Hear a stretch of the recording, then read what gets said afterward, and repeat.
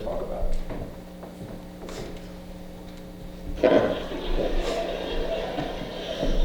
So there's a club in Los Angeles. When I moved to Los Angeles and I was brand new in comedy, there's a club there that it's like the best club in the country.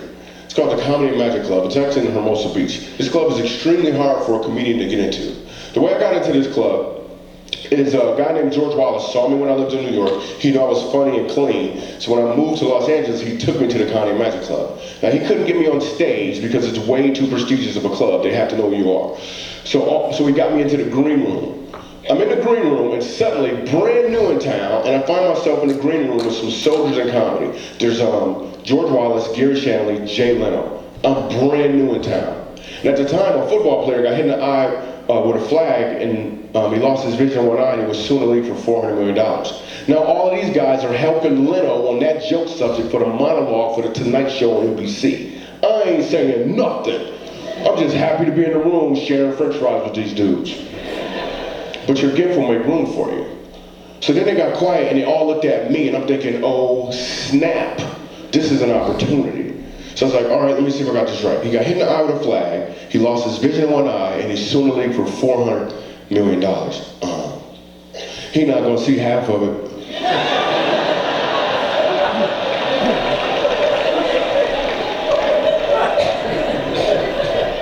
Like for real. So here's the thing, how did I get that joke that fast under that much pressure? The truth is it wasn't as much pressure as you might think because I've been practicing since I was a child in the form of a kid who was having a hard time reading. I was practicing just like you've probably been practicing. You just didn't know you were practicing. I'm here to let you know you've been practicing. And for a lot of you guys, it's game time. It's game time. So now I'm in the club, and I'm performing there. This was probably like 7 or 8 years ago. And I'm headlining at the club, and right before I get on stage, I had a change in mindset about comedy. Most of the time when a comedian gets on stage, he wants to get laughs from people. And I felt a shift take place. Instead of going up there to get laughs from people, I felt like I was supposed to give them an opportunity to laugh. I did a little prayer, and I clearly felt like I was supposed to give an opportunity to laugh. This changed everything. Because now I'm not looking to take, I'm simply looking for an opportunity to give. This is why we can now go to the homeless shelters and all these places. In fact, that very night when I leave the stage, I'm outside, people want autographs, we're hanging out, taking pictures, and I look across the street and I saw a homeless guy. I had never seen a homeless guy outside this club before, ever. But that doesn't mean he wasn't there before. That just means before, my mindset was to get laughs from people, so why would I even notice them?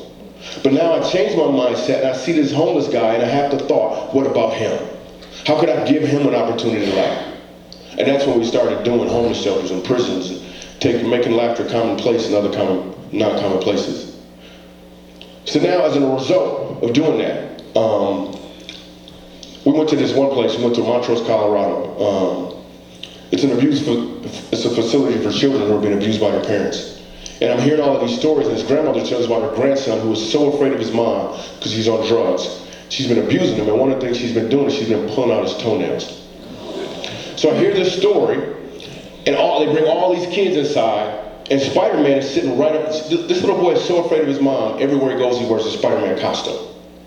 He's sitting right up front at the show. If my mindset was still to get laughs from people, there's no way I would have been able to do the show. But my mindset changed, and so now I have to do the show. So I get up on stage, and people start laughing slowly but surely. 20 minutes in it, I hear a voice come from right here, and the voice says, "My name is Ronan." And this little boy pulls off his mask and introduces himself to me. In a way, and I can't even tell you what it meant to me. He started talking to me for like 9 minutes like I wasn't doing a comedy show at the time. But it was all because I made this shift. I made this change, and I said simply, instead of trying to get, I'm going to see if there's an opportunity to give. If you can make this adjustment, it will change your life for the good. If you're a mechanic, you may think you get paid to fix vehicles, but if you can make this shift, you will recognize you help people reach their desired destination. That will put your alarm clock out of business. My senses are, there's a lot of people out there still hitting the snooze button. Before I bounce means to vacate the premises. I'd like to explain to you how life works, at least from a comedian's perspective. First there's a setup, and then there's a punchline. Your setup is your talents, your resources, and your opportunities. And most of the time, we use our setup to ensure that the people around us are moving in a direction that serves us. Which means the punchline occurs when you change that direction in a way they're not expecting. You actually use your setup for other people. The results are the same, yet multiplied. Revelation, fulfillment, and joy. But it's not just for the one receiving your punchline. It is absolutely for you as you deliver the punchline. In fact, if I ask the question to everyone here, everyone watching, if I ask you this question, how many people here know what your setup is? Every one of you would be able to tell me. Because your setup is the fact that you have a house, a car, you've been married, you went to school. Your setup is about what you've received. But what if I ask the question, what is your punchline? Because your punchline is about what you're called to deliver. And if you only know your setup and not your punchline, you'll make the mistake of trying to add more setup. If I could just get another degree, if I could just get married, if I could just lose weight. But what you really need is to know your punchline. Again, because to know your setup and not your punchline is an uncomfortable place to live. Let me give you an example. How many people are still thinking about the story of me and the CEO on stage? The reason all you guys are still thinking about that story is because all you have is the setup. You don't have the punchline. Yet we've moved on and allowed ourselves to be entertained like there wasn't something missing. So we'll go to a comedy show or a football game or a concert, even though there's something missing. And that's just the story I told you 10 minutes ago. What about your story? You've been living it your entire life, and if all you know is the setup and not the punchline, you are living in an uncomfortable place. And please be clear, just like when I had a hard time reading as a child, your setbacks are part of your setup, so you can deliver the punchline you're called to deliver. Much like a slingshot, the further you've been set back, the further you're going to reach. But what are you going to aim for? Everyone has a setup. And everyone has a punchline. You need to find your punchline and deliver it. I'm Michael Jr. I love you. So anyway, that is, I've seen that numerous times because the question was asked me a couple of years, it's been a couple of years ago, and a friend of mine was, we were leading devotions, and he said, the question is, does anybody know their punchline? And at the time I was going back and forth with a lot of things that, it made me completely think. Like I said, so to me, this ties in everything. And by the way, Michael Jr., if you go to Michael Jr., he was live at Life Church with Craig Rochelle. He's a Christian, and there he actually uses scripture, to back all this up. This was a TED Talk that he had done at the in a university. But if you're interested, watch it. It's powerful. It's about 25 or 30 minutes at Life Church, and he goes more in depth. But so our setup again is everything that we've done.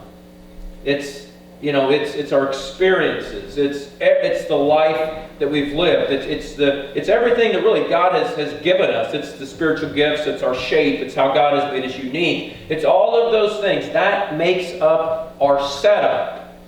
So we have to understand our setup, and once we're comfortable with that, then what's our punchline? And I hope you understood his shift from just getting laughs to giving people an opportunity to laugh, because God has given us this setup not just for us, not just for Mount Pleasant, not just for Assumption or our schools, but for everyone. I mean, that's our setup. It's to benefit people, right? I mean, it isn't just for us. It's to benefit those around us. And so, to me, that is, I could have preached for 15 minutes and not sounded and come across near as well as that did. So I hope you see that. And the importance, and again, the setback, I hope you notice that. That you understand that he is where he's at because he struggled in reading. And he didn't let that become this oh my gosh, this is going to derail me forever. God used that later in life for his comedy. It's opened up doors, and he goes into places and proclaiming the gospel in homeless shelters and all of that, only because he's made the shift in thinking. That's my encouragement to you guys, is it's time to get in the game. For a lot of us, it's time to turn the snooze off and stop making excuses and not liking how we're gifted and arguing with God over things we're not supposed to do.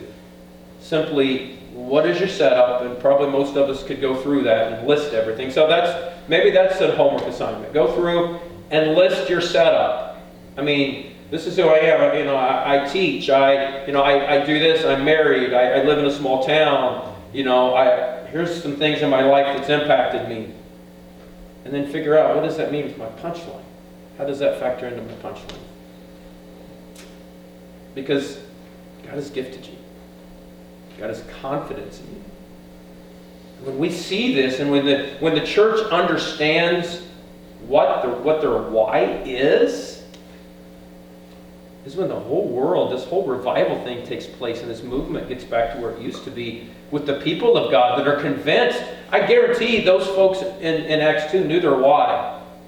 They knew how they were gifted. They reached gifted different. Peter was the evangelist, but not all of them were, right? They had different personalities and different passions, and they all went about it different. But because they were together, it was this movement of God that we're sitting here today because of that and the Holy Spirit. That's why we're here. Was God moving through people that knew their why. So that's, as we end the series, and we're getting ready to, we're going to go through some of the ministries and things we do in the church. I want you to understand, as we go through this, I have not done this series so we could get more people to fill out a form. That's not my intent. I know some pastors do that, and that is their intent. I will tell you that's not my intent.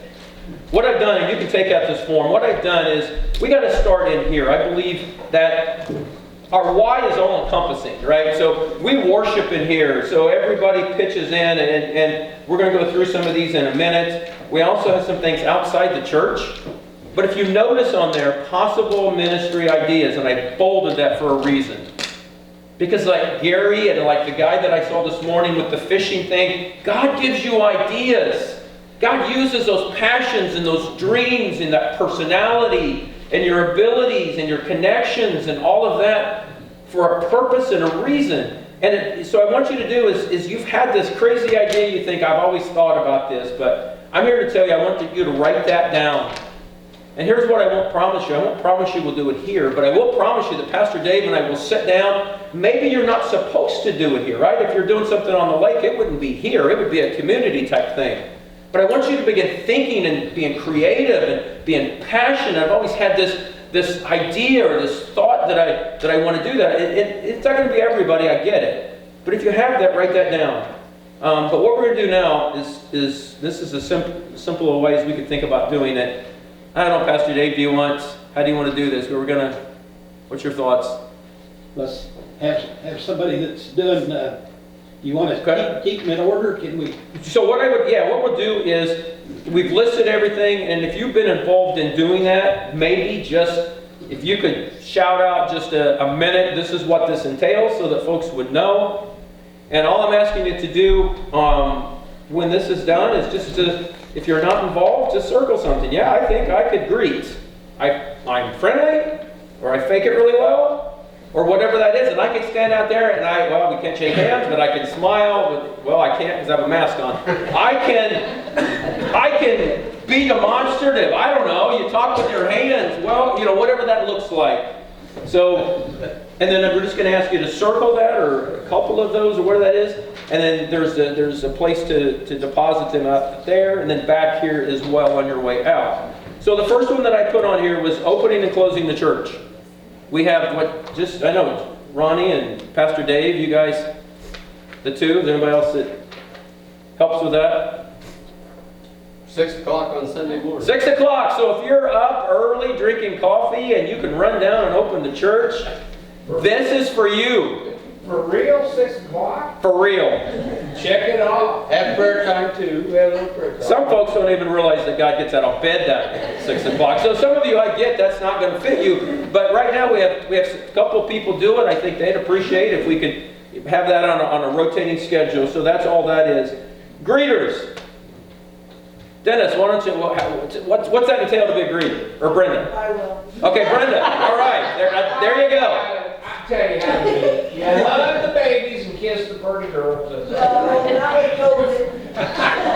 Well, I'm not so sure that, I'm not sure even without COVID, I mean, that might not be the best of, that might be a lawsuit there somewhere, sure. 9:45. Okay. Be at your post, so Okay. What's it entail? I want to agree. be friendly. Yeah. Smile. Just, the hardest part is learning everybody's name. Great, yep. That is better than greeting somebody with their name. I agree. You know. Yep. Real quick story about that, and how important greeting is. Crystal and I, and my parents went through a church split when we were at Heartland, and I remember we ended up going to the Tabernacle Baptist Church. And we visited a bunch of other churches. We settled on Tabernacle because they knew our name. And honestly, it really touched us. We went back the second time and they said, Dan and Crystal. And then Jacob was just like, he was not near as tall as he was, a little bitty guy at the time. And I remember them saying, look, here, I'll take Jacob and he's going to, and they took his hand, but they knew us. And that meant everything to us. So what I'm saying is everything, when everything's together, that it works. Worship leaders and special music. Anybody want to take a stab at that one?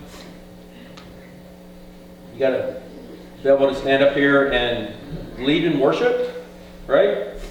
So if you're interested in doing that, or you're just not quite sure, circle it, and somebody is going to contact you and give you much more detail with that. I listed technology because that is sound. So Dave, what exactly do we need for people that might want to do PowerPoint or sound or? PowerPoint, you need to know how to use a computer. Okay. Be here probably about an hour ahead of Sunday morning service as we currently do it. Okay. So we arrange the songs. Right. Most of the songs are in there. Rarely do you have to type a new one, but occasionally you do. Okay. So Cool. Sound is real easy. I'd be willing to teach, and you got the power to shut Pastor Dan off. There you do.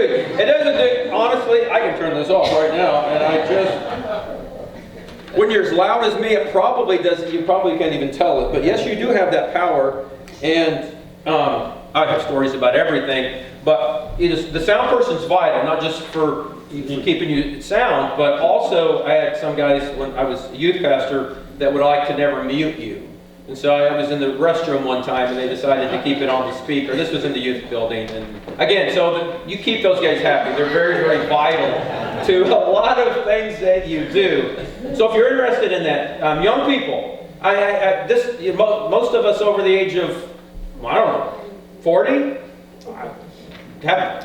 some of us are technologically challenged. So you guys use it all the time, PowerPoint and all those type of things. So we could use your help as well. The camera, that's something we put on YouTube for folks who can't be here, and we're still getting folks that are at home that are watching our services and staying connected, and we can fill you in on how to do that as well. Intercessory prayer, you've seen people up here that come and pray. If that's something you'd like to do, maybe, I know Jenny said one time, I don't know, I'm kind of scared to get in front of people. It's always been something that, and she came up here and I thought did a fantastic job. So maybe you're out there and God's been challenging you. My response is go for it. Because there's probably other things He's wanting you to do as well. Opening prayer, the same thing. People open the service with prayer. Youth ministry, we've got a great crew of people, but if you're interested and you're like, I just love teenagers, I just want to do something, circle it and we'll be back with you and give you more.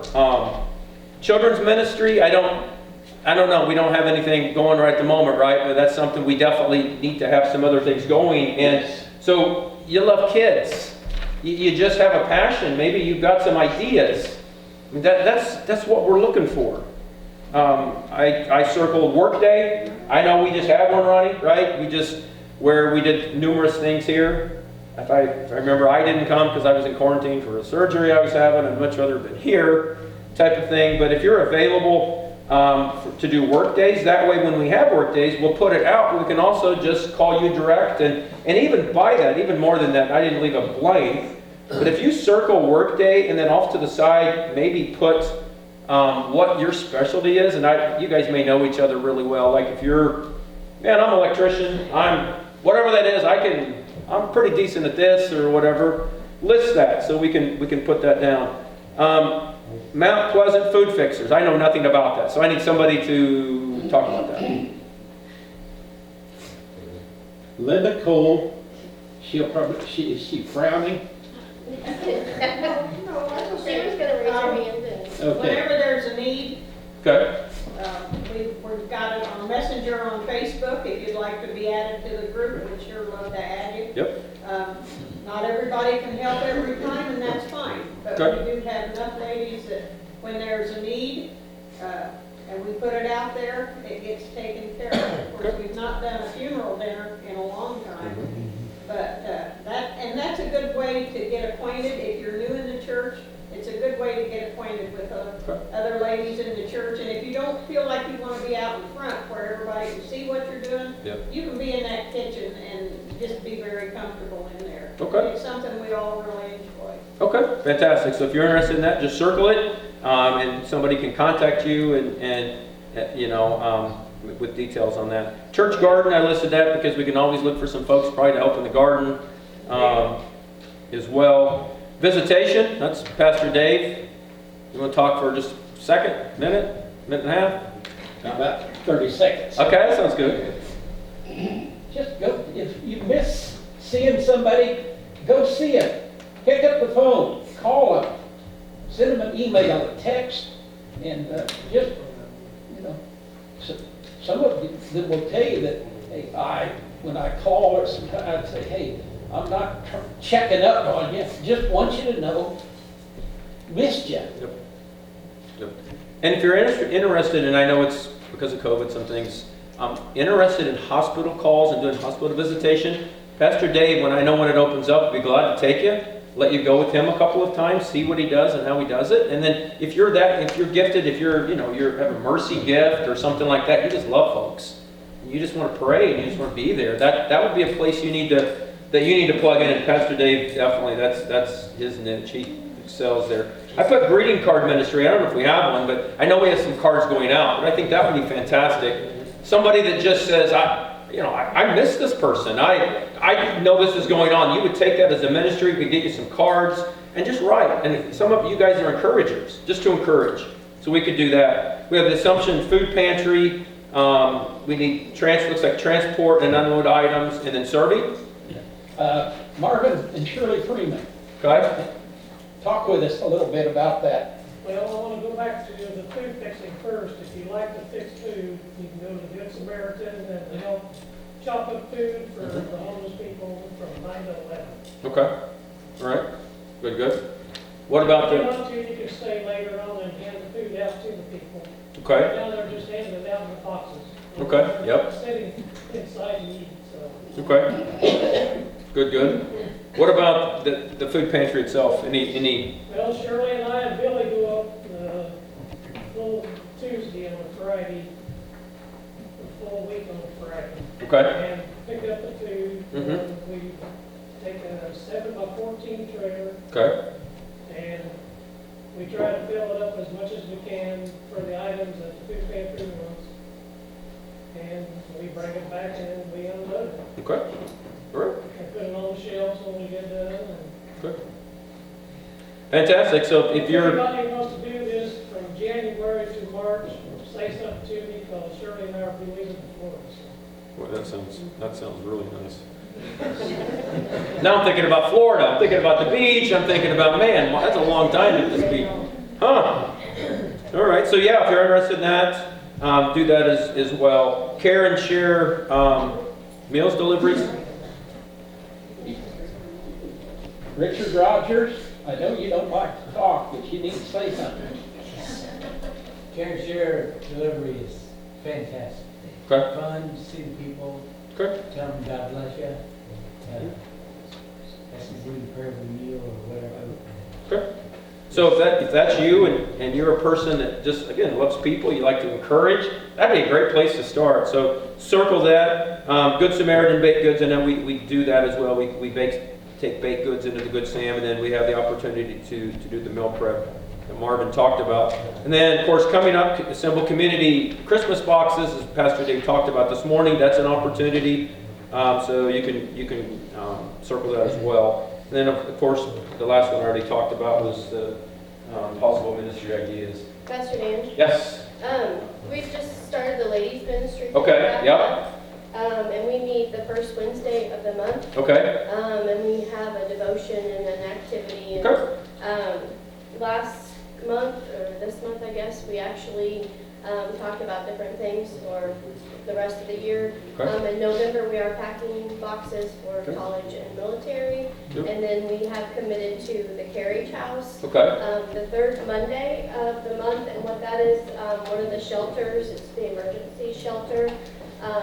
They need food delivered every day, and so we volunteered for the third Monday. And Beth and I did this past Monday.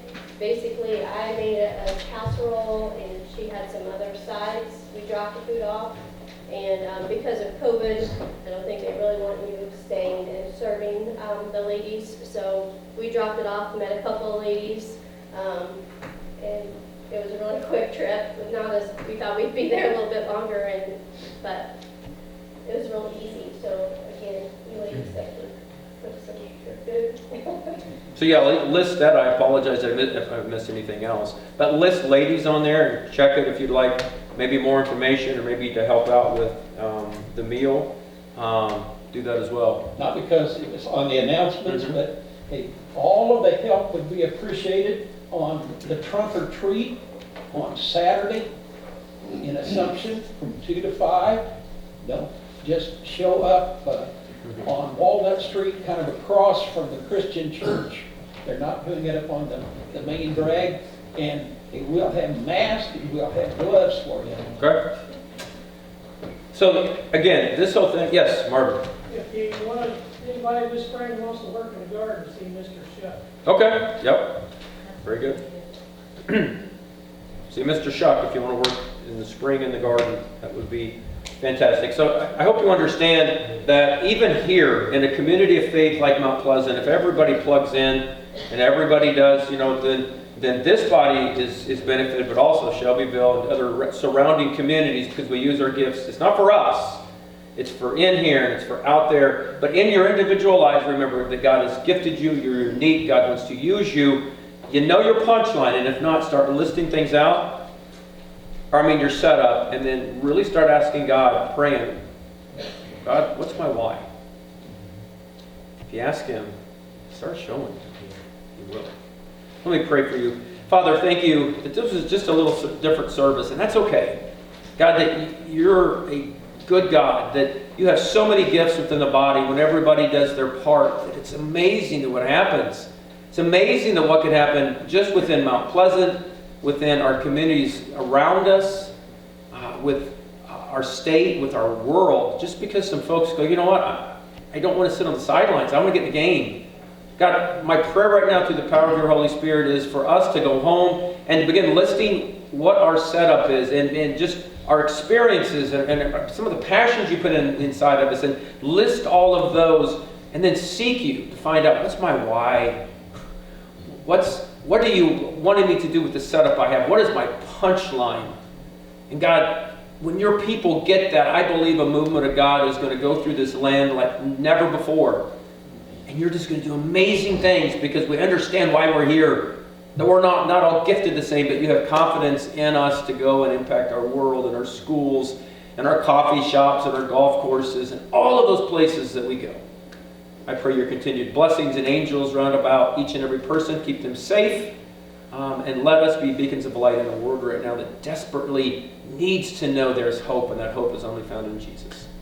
We ask it in Jesus' name. Amen. We have a song? Is there something we ended with the song? Because I am not going to sing. That is not my gift. We want you to play the piano. You want me to play? That was